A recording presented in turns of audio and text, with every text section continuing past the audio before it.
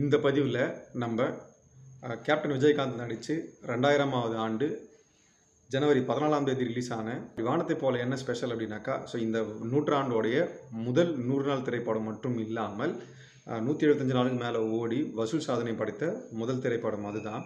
So இந்த படத்தில் வந்து பார்த்தோன்னா ஒரு ஸ்பெஷல் இருக்குது. வீடியோ முடியும் போது லாஸ்ட்டில் அதை சொல்கிறேன். ஸோ இந்த படம் வந்து பார்த்தீங்கன்னாக்கா என்ன மாதிரியான ரெக்கார்ட்லாம் பிரேக் பண்ணுச்சு அப்படின்னும் போது பார்த்தோன்னா அதையும் நான் சொல்கிறேன். ஸோ இதில் கேப்டன் நடித்து வெளிவந்த நிறைய திரைப்படங்கள்லேருந்து மாறுபட்ட ஒரு திரைப்படமாக தான் இது பார்க்கப்படுது. ஏன்னா கேப்டன் படம்னாவே பார்த்தா நிறைய சண்டைகள் காட்சி இருக்கும், பஞ்ச் டைலாக்ஸ் நிறையவே இருக்கும். ஆனால் இந்த படத்தில் பார்த்தீங்கன்னாக்கா அந்த மாதிரி எதுவுமே இல்லாமல் படம் வந்து ஒரு குடும்ப படமாகவே ஸ்மூத்தாக சூப்பராக போயிருக்கும். கேப்டன் அவர்கள் வந்து 2 கேரக்டரில் பண்ணியிருப்பார் டியூவல் ரோலில். ஒன்று வெள்ளச்சாமி, இன்னொன்று முத்து கேரக்டரில் அப்படின்னு சொல்லிட்டு பண்ணியிருப்பார்.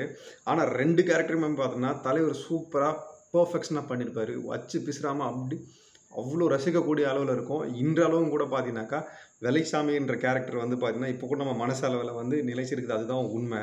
ஸோ முத்துன்ற கேரக்டர் பார்த்தாக்கா அப்படியே அதுக்கு ஆப்போசிட்டான கேரக்டர். இந்த 2 கேரக்டர்னு பார்த்தாக்கா அந்த சாயல் வந்து எதுவுமே இல்லாமல் கேப்டன் அவர்கள் வந்து அவ்வளோ கம்ப்ளீட்டாக அழகாக பண்ணியிருப்பார். அதுதான் அவரோட நடிப்பு அரக்கன் அப்படின்றதுக்கு ஒரு எடுத்துக்காட்டு இந்த படம் தான். இந்த டேரக்டர் விக்ரமோன்னு சொல்லியிருந்தார் ஒரு பதிவில், கேப்டன் அவர்கள் வந்து நிறைய பேர் வந்து யூஸ் பண்ணாமல் விட்டாங்க, அவர் கடைசி வரைக்கும் பார்த்தா ஆக்ஷன் ஹீரோவாக வச்சுட்டாங்க அப்படின்னு சொல்லிட்டு பார்த்தோன்னா அவரை வந்து ஒரு கவலையாக சொல்லியிருந்தார். அதுக்கு ஏற்ற மாதிரி இந்த படத்தில் பார்த்தோன்னாக்கா அவ்வளோ கம்ப்ளீட்டாக நடிச்சிருப்பார் கேப்டன் அவர்கள். ஸோ இந்த படம் பார்த்தீங்கன்னாக்கா 175 நாளுக்கு மேலே ஓடி ஒரு மாபெரும் வெற்றி படமாக தான் இருக்குது. ஸோ இந்த படத்தில் யாரெல்லாம் நடிச்சிருந்தாங்க அப்படின்றது நம்ம எல்லாருக்குமே தெரியும். ஸோ அது மட்டும் இல்லாமல் பிரபுதேவா அவர்கள், மீனா, லிவிங்ஸ்டன், அஞ்சு அரவிந்த், ஆனந்த்ராஜ், மறைந்த நடிகர் பாலு அரவிந்த், செந்தில் அவர்கள், இது மாதிரி பார்த்தோன்னா நிறைய ஒரு லெஜெண்டரி ஆக்டர்ஸ்லாம் வந்து பார்த்தா இப்போ நடிச்சிருப்பாங்க அதில். ஸோ இந்த படத்தில் வந்து பார்த்தினாக்கா இன்னொரு விஷயம் இந்த படத்துக்கு ப்ளஸ் என்ன அப்படின்னும்பொழுது இந்த படத்தோட ப்ளஸ் வந்து பாடல்கள் தான். பாடல் வந்து பார்த்தோன்னா அவ்வளோ சூப்பராக இருக்கும். இன்றைக்கி கேட்டால் கூட பார்த்தோன்னா அந்த பாட்டெலாம் தகட்டாது. அவ்வளோ அழகாக இருக்கும் பாட்டு கேட்குறதுக்கு. இந்த காதல் வெண்ணிலா சாங்கு, ஃபஸ்ட்டு மைனாவே மைனாவே சாங்கு எல்லாமே பார்த்தீங்கன்னா ஸோ லாஸ்ட்டில் வந்து 2 பாட்டு இருக்கும்.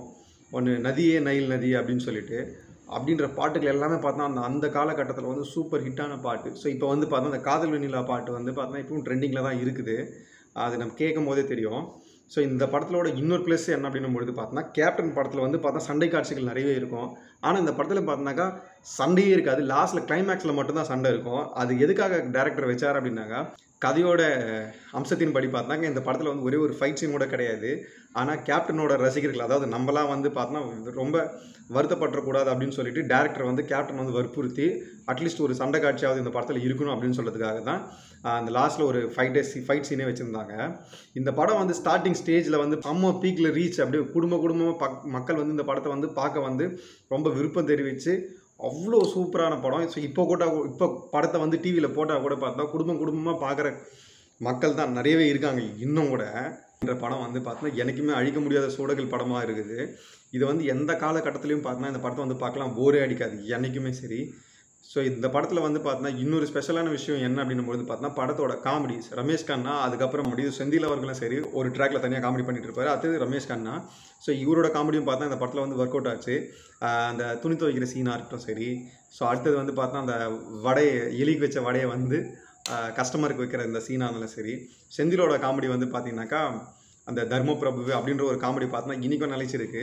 ஸோ இந்த மாஸ்டர் பீஸை கொடுத்த விக்ரமன் சாருக்கும் சரி, கேப்டன் அவர்களுக்கும் சரி ரொம்ப நன்றி தான் சொல்லி ஆகணும்.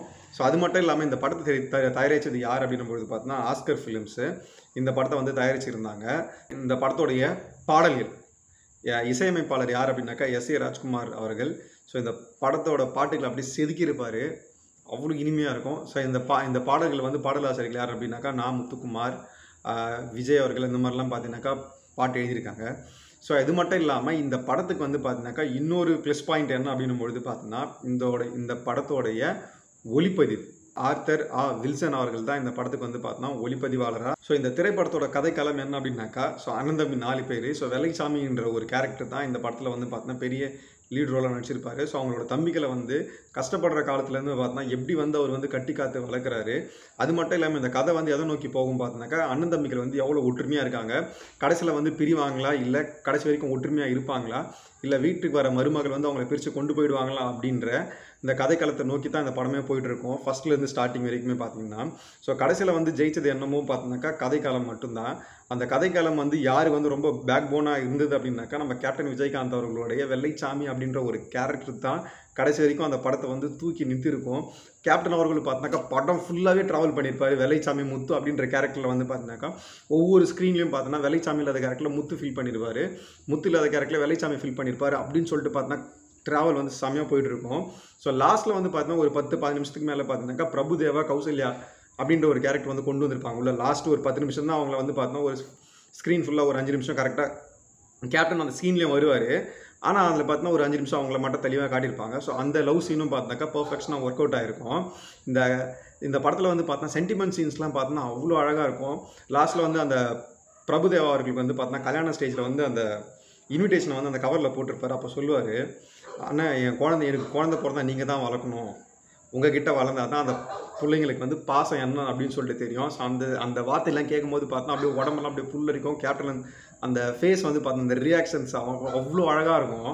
மனசுக்குள்ளே அவ்வளோ வேதனை வச்சுக்கிட்டு பார்த்தோன்னா தம்பி இப்படி சொல்கிறாரு அப்படின்னு சொல்லிட்டு அப்படியே அந்த ஃபீல் எக்ஸ்பிரஷன்ஸ் வந்து பார்த்தினாக்கா அடிச்சுக்க ஆளே கிடையாது. அந்த கேரக்டர் வந்து பார்த்தா யாராலையும் அவ்வளோ ஃபுல்ஃபில்லாக பண்ணியிருக்கவே முடியாது.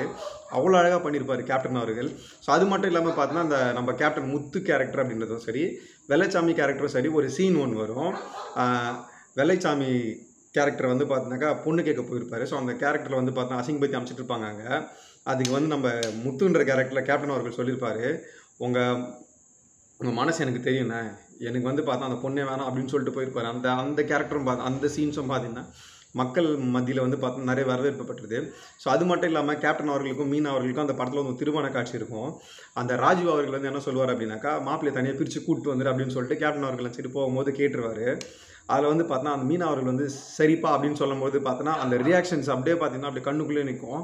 அவ்வளோ அழகாக பண்ணியிருப்பார் அந்த கேப்டன் அவர்கள். ஸோ இவ்வளோ நாள் வந்து இந்த மாதிரி கேரக்டர் வந்து கேப்டன் ஏன் நடிக்கலை, ஏன் டேரக்டர்ஸ் வந்து யூஸ் பண்ணலாம் அப்படின்ற ஒரு ஆதங்கம் வந்து நம்மளுக்கு இருந்தே இருந்துச்சு. ஆனால் அந்த மொத்தத்தையும் பார்த்தீங்கன்னாக்கா இந்த படத்தில் வந்து காட்டியிருப்பார். ஸோ இதுக்கு முன்னாடி வைதைகள் காத்திருந்தாலும் சரி, அம்மன் கோயில் கிழக்கால இந்த படத்தில் இருந்தாலும் சரி, இந்த மாதிரி கேரக்டரில் வந்து பார்த்து ரொம்ப நாளாக இருந்தாலும் இந்த படத்தில் மொத்தமாக அப்படியே கொண்டு வந்து பார்த்தோன்னா கேப்டன் வந்து ஒரு ஃபுல்ஃபில் கமர்ஷியல் ஆக்டராக வந்து பார்த்தா கொண்டு வந்திருப்பார். ஸோ இந்த படத்தை வந்து தூக்கி நிறுத்தது இன்னொரு தடவை நான் சொல்கிறேன், கேப்டன் அவர்கள் மட்டும்தான். கேப்டனை தாண்டி இந்த படத்தில் வந்து வேறு யாரும் நடிச்சிருந்தாங்க அப்படின்னாக்கா இந்த படம் வந்து அவ்வளோ சக்ஸஸ்ஃபுல்லாக வந்திருக்காது. ஏன்னா கேப்டன் தான் இந்த படத்தை வந்து அது மட்டும் இல்லாமல் இன்னொரு விஷயம் யார் அப்படின்னாக்கா டேரக்டருக்கு மிகப்பெரிய நன்றி என்ன அப்படின்னாக்கா, இந்த படத்தில் வந்து கேப்டன் நடிக்க வச்சதுக்காக விக்ரமன் சார் அவர்களுக்கு வந்து பார்த்தோன்னா ரொம்ப நன்றி தெரிவிச்சுக்கிறேன். இந்த படம் வந்து பார்த்தோன்னா ரிலீஸ் ஆகி இதோட 25 வருஷம் ஆகுது. இதை கேப்டன் ரசிகர்கள் வந்து எல்லாமே பார்த்தோன்னா கொண்டாடுறாங்க. ஸோ தொலைக்காட்சியிலும் பார்த்தோன்னா அந்த படத்தை வந்து அதை ஒளிப்பதிவு செஞ்சுருந்தாங்க டிவியில். அந்த தனியார் தொலைக்காட்சிக்கும் பார்த்தோன்னா நாங்கள் நன்றிகள் தெரிவித்துக் கொள்கிறோம். இந்த படத்துக்கு வந்து பார்த்தோன்னாக்கா 2 அவார்டு கிடச்சிருக்கு. ஒன்று வந்து நேஷ்னல் அவார்டு. எதுக்காக நேஷ்னல் அவார்டு இந்த படத்துக்கு கிடச்சிது அப்படின்னும்போது பார்த்தோன்னாக்கா ஃபேமஸ் ஃபிலிம், அதாவது இந்தியா முழுக்க பார்த்தோன்னாக்கா அதிக கொண்டாடப்பட்ட திரைப்படம் பெஸ்ட் ஃபிலிம் அப்படின்ற அவார்டு இந்த படத்துக்கு வந்து கிடச்சிது. அதே மாதிரி பார்த்தோன்னாக்கா தமிழ்நாடு ஸ்டேட் அவார்டும் பார்த்தோன்னா இந்த படத்துக்கு வந்து 2 விருதுகள் கிடச்சிது ஸ்டேட் அவார்டு. ஸோ அது மட்டும் இல்லாமல் இந்த படத்துக்காக கேப்டன் அவர்களுக்கு வந்து பார்த்தோன்னா சினிமா எக்ஸ்பிரஸ் அவார்டும் சிறந்த நடிகருக்கான கிடச்சிருந்தது. ஸோ இதே மாதிரி கேப்டனோட படத்துங்களை வந்து பார்த்தீங்கன்னா இப்போ கேப்டன் வந்து நம்ம கூட இல்லை, இப்போது தெய்வமாக இருக்கார். ஸோ அவரோட படங்களை வந்து பார்த்தோன்னாக்கா திருப்பி டிஜிட்டல் முறையில் வந்து ரீரிலீஸ் பண்ணணும் அப்படின்ற எங்களை மாதிரி கேப்டனோட ரசிகர்களோட வேண்டுகோளை எடுத்துக்கொண்டு இந்த மாதிரி படங்களை வந்து திருப்பி ரீரிலீஸ் பண்ணுங்கள். இந்த உலகம் வாழும் வரை கேப்டனோட புகழ் வந்து வாழ்ந்து கொண்டே இருக்கணும் என்று கூறி நன்றி கூறி விடைபெறுகிறேன். நன்றி, வணக்கம்.